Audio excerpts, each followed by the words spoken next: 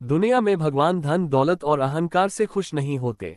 मेहनत और ईमानदारी से कमाने वाले सभी लोगों पर भगवान प्रसन्न होते हैं। सच्चे मन से भगवान की आराधना करना का फल मिलता है, लेकिन आराधना किसी लालच में करना बहुत बुरा होता है।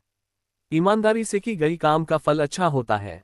आज हम एक कहानी का विस्तार से वर्णन करेंगे, जिसमें मजदूर की मदद से यमराज ने जमींदार को समझाने की कोशिश किया। एक गांव के जमींदार और उसके एक मजदूर की मौत एक साथ हुई।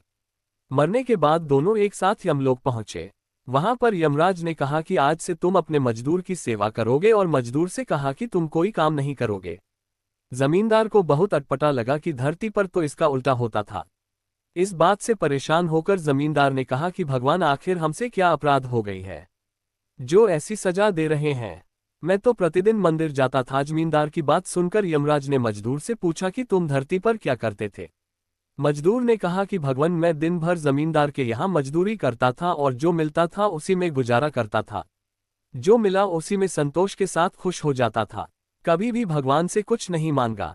गरीबी के कारण प्रतिदिन दिन मंदिर में दीपक नहीं जला पाता था, लेकिन घर के सामने दीपक जला के रख देता था, जिससे गली में अंधेरा नहीं रहता था। आने जाने वालों को सुविधा होती थी। मजदूर की बात सुनकर यमराज ने जमींदार से कहा कि सुन लिया मजदूर के पुण्य काम। कहानी की शिक्षा, भगवान हमेशा मेहनत और ईमानदारी से कमाने वाले व्यक्ति के ऊपर प्रसन्न रहते हैं। भगवान की पूजा के साथ साथ बहुमूल्य चीजें दान करता था।